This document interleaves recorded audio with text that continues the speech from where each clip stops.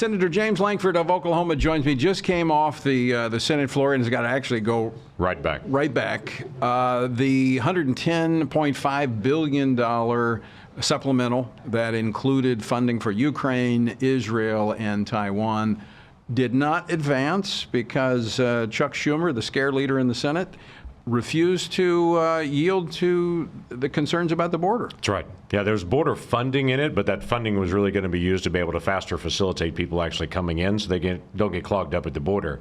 And we said absolutely not. I would tell you Republicans held together 100%. I was surprised. Blocked the movement of that bill in. That's called denying cloture, wouldn't allow it to be even debated, and said to Chuck Schumer, we will debate this once we actually have real border security. And he offered, well, how about we do an amendment?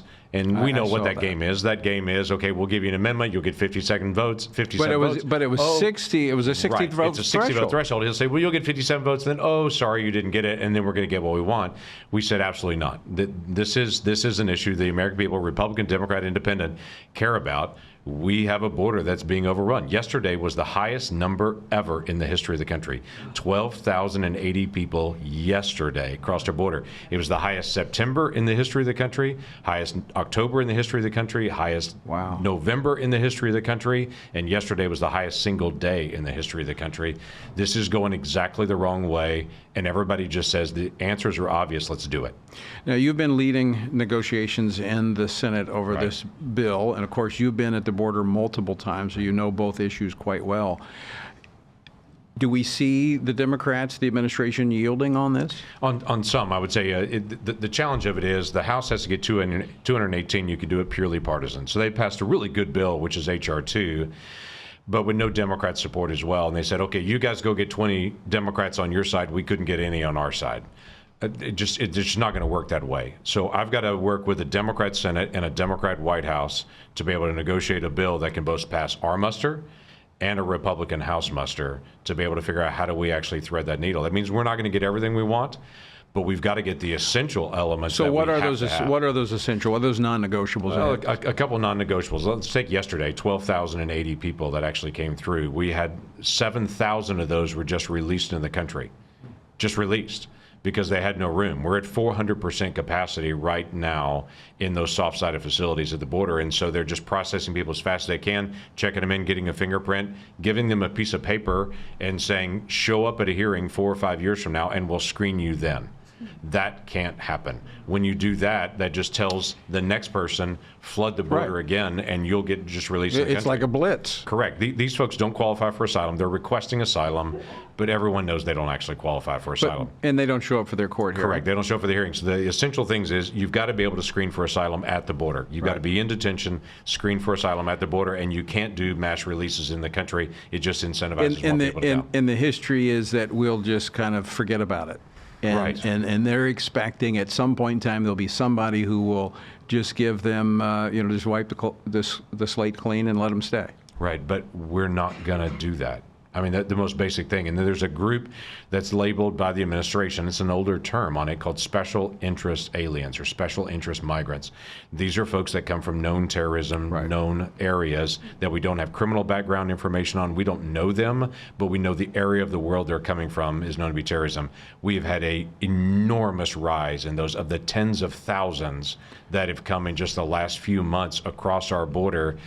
Chris Wray, who's the director of the FBI, just said yesterday it's like warning lights are flashing on the dash every direction he's looking. And we're trying to be able to wake up the administration to say, you've always tried to pretend this is just a border issue. This is a national security issue we're dealing with. This is very different now. We played a clip of the director's testimony yesterday.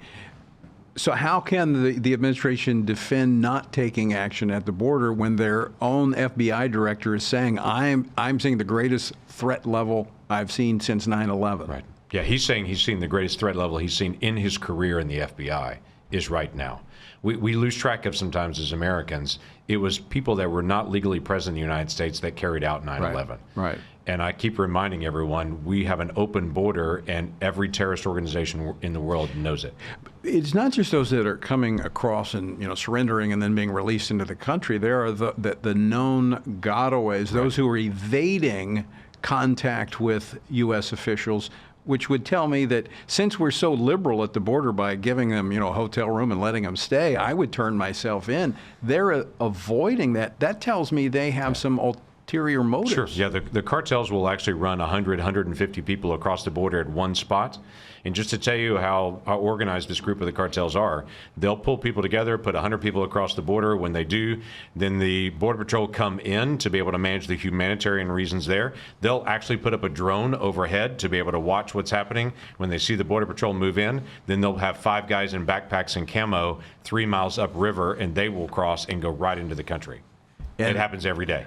And so those individuals are probably paying a little bit higher price to get in because they're coming from probably a country of known terrorists, and they have different motives. There are individuals that are paying the cartels $30,000, $40,000, $50,000 a person to be able to cross into the country. That's not coming in. That's not someone coming in who's a Sunday school teacher at home. Right, nor looking for a minimum wage paying job. That's correct. That's correct. This is somebody who's being brought into the country. When you're paying $50,000 to be able to come into the country, you're being brought in for a reason, and it's not for good.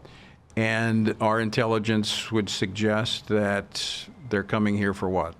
Well, they're coming in for every number of reasons. I would tell you in my state in Oklahoma, almost all the illegal marijuana operations that are happening are Chinese nationals that are actually partnering with Mexican cartels to be able to grow the marijuana, produce all the drugs, distribute fentanyl into the state and across the country. So there's a Chinese criminal organization and Mexican cartels partnering together to move people across the border to be able to do their operations here. That's happening in my state in Oklahoma, and you can multiply that around the country in human trafficking, prostitution, drug trafficking.